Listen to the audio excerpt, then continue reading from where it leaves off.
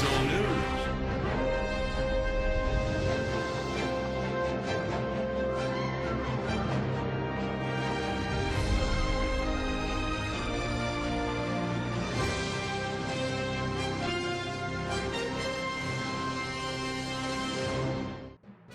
Bonjour et ravi de vous retrouver dans votre bulletin d'information hebdomadaire, The Weekly News.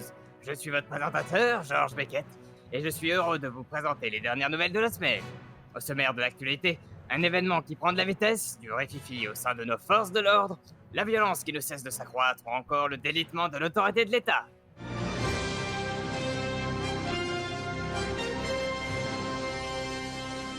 Soyez donc les bienvenus, nous allons commencer le journal avec notre premier sujet, le concours de motocross. Organisé par les Dark Souls ce dimanche 26 mars, il a rassemblé une belle équipe d'amateurs, soucieux de montrer ce dont ils étaient capables.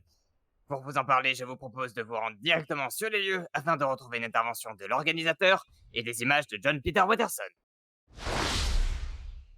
Nous sommes là juste vraiment pour amuser les gens, pour faire du divertissement. Nous ne sommes pas là pour faire du bénéfice, nous sommes une association à but non lucratif.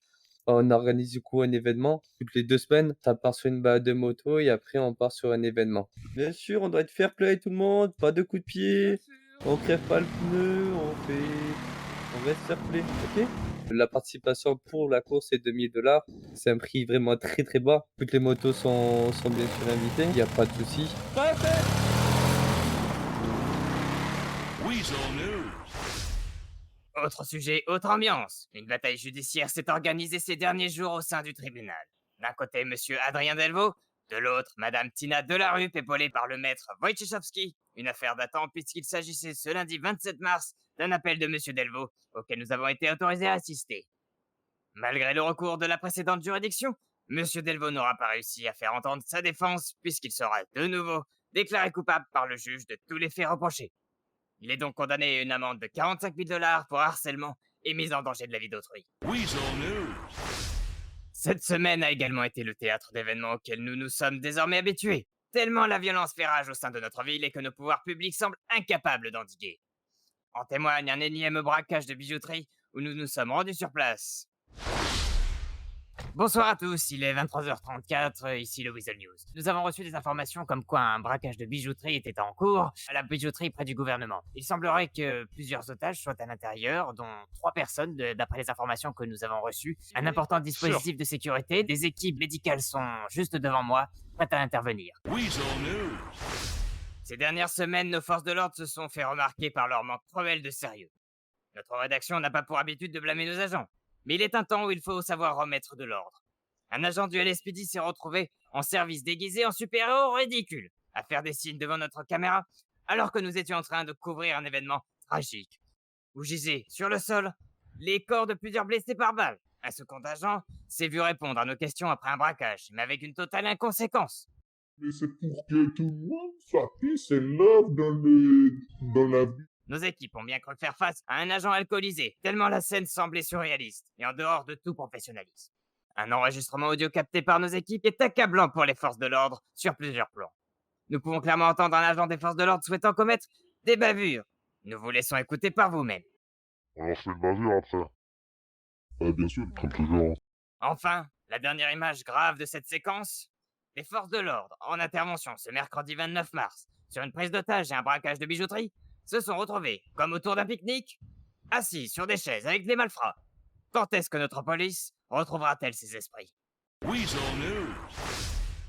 Nouveau thème maintenant, compte public gelé, San Andreas en crise. Ce jeudi 30 mars, le gouvernement a organisé une réunion privée avec l'ensemble des chefs d'entreprise. Initialement prévue pour discuter des impôts, celle-ci s'est vue basculer sur un tout autre sujet. Le gouvernement, souhaitant maîtriser sa communication, a délibérément annoncé devant l'Assemblée présente que les comptes publics étaient gelés, dont notamment ceux du concessionnaire et du groupe 6. Une situation due à la décision d'un juge fédéral. Le gouverneur s'est voulu rassurant, affirmant qu'il n'y avait pas de sortie frauduleuse et que la comptabilité était sûre, revenant sur le fait qu'elle avait été de nouveau vérifiée par le gouvernement. Répondant à nos questions, il a indiqué qu'il ne comptait pas démissionner et qu'il ne lâcherait pas son poste comme ça, poursuivant qu'il s'agissait d'une évidence. Rick McDouglas a engagé de nouveau sa pleine et entière confiance envers les membres du gouvernement. Néanmoins, nous nous posons encore de nombreuses questions. Le gouvernement peut-il tenir dans cette crise? d'autant que nous avons appris, d'une source proche du dossier, que l'affaire évoquait une histoire de mules et de détournement. Une information inquiétante, notamment lorsque le Weasel a appris que le gouvernement détenait à lui seul plus de 25 millions de dollars, alors que les différents services publics avaient reçu, à titre d'exemple, seulement environ 2 600 000 dollars de subventions le 10 mars 2023. Un gouvernement qui croule sur l'or, la famille McDouglas épinglée par la justice, un pouvoir à l'agonie. Le gouvernement peut-il encore tenir, et n'assisterons-nous pas en direct à un naufrage de notre État qui risque de plonger toute notre économie dans une crise profonde? Weasel News. Voilà, c'est la fin de cette édition. Dans un instant, retrouvez Guest Star avec Hélène Deleuze qui aura l'heureux plaisir de vous présenter cette seconde partie de notre émission. Merci de nous avoir regardés et nous vous donnons rendez-vous la semaine prochaine pour un nouveau bulletin d'information. Weasel News, laissez l'information s'exprimer.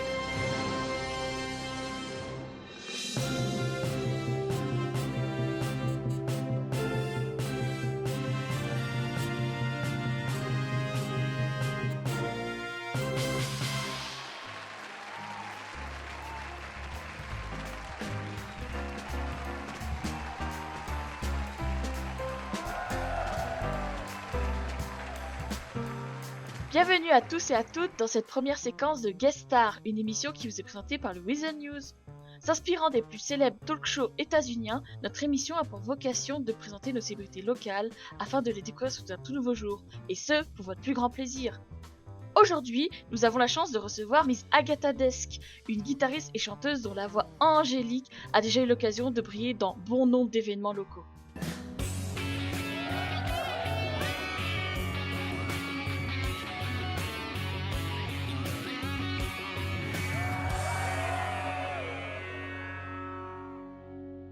Bienvenue, Miss Agatha Desk. Nous vous remercions d'avoir accepté notre invitation. C'est un réel plaisir de vous recevoir. C'est un plaisir également pour moi, merci. Pour commencer, pouvez-vous nous parler de vous et de votre club? Eh bien, oui. Moi, donc, je m'appelle Agatha, je suis une fille du Nord, je suis née au Texas.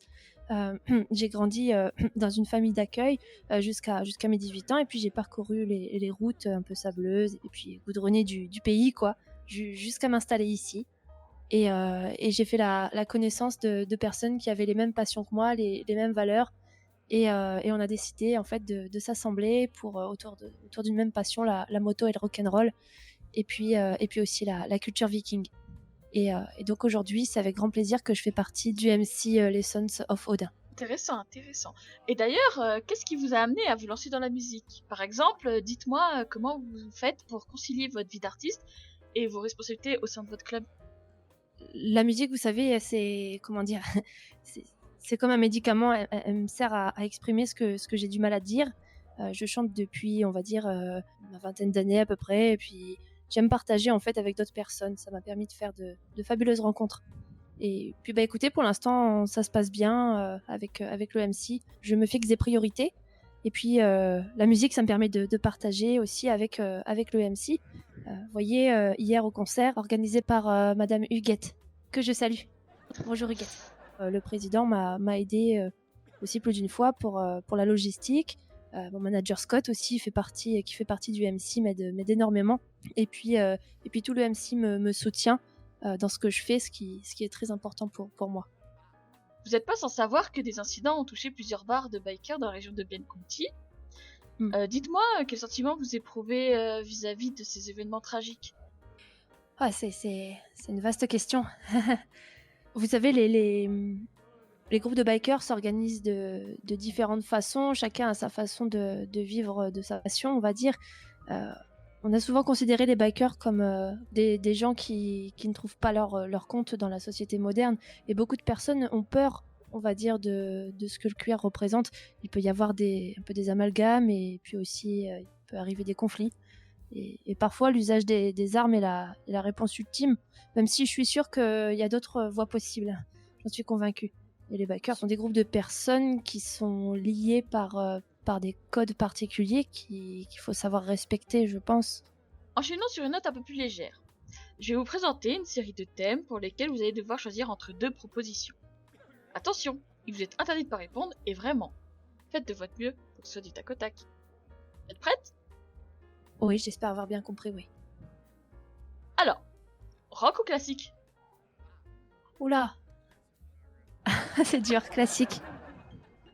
Blenkuti ou Los Santos? Lone Country. Chien ou chat? Chat. Auto ou moto? Moto. Fêtarde ou casanière? Fêtarde. Merci beaucoup d'avoir joué le jeu. Avant de clôturer notre interview, nous vous offrons la possibilité de mettre en lumière certains de vos projets actuels et futurs. Pouvez-vous nous en dire plus à ce sujet? Moi personnellement, par rapport à ma carrière, j'espère pouvoir encore la développer. Il y a encore pas mal de lieux dans lesquels je rêverais de chanter. Et puis avec le MC, on est en cours pour monter donc notre association officiellement. Bientôt, on va organiser une récolte de fonds pour en faveur des femmes et des enfants qui sont battus et qui ont des frais parfois d'hôpitaux, etc. Puis, par exemple, à l'association, on va également ouvrir un bar associatif où on va pouvoir servir plein de produits locaux. Et on a plein d'autres projets en fait, mais on préfère les dévoiler une fois qu'on sera sûr de pouvoir les faire. Je suis en contact avec quelques personnes de cette ville, notamment je pense une en particulier, Lorenzo, avec qui j'aimerais beaucoup, on va dire, faire un projet musical. Coucou Lorenzo. Ceci met fin à notre première séquence de guest star. Nous remercions Misagata Desk d'avoir accepté notre invitation et d'avoir pris le temps de répondre à nos questions.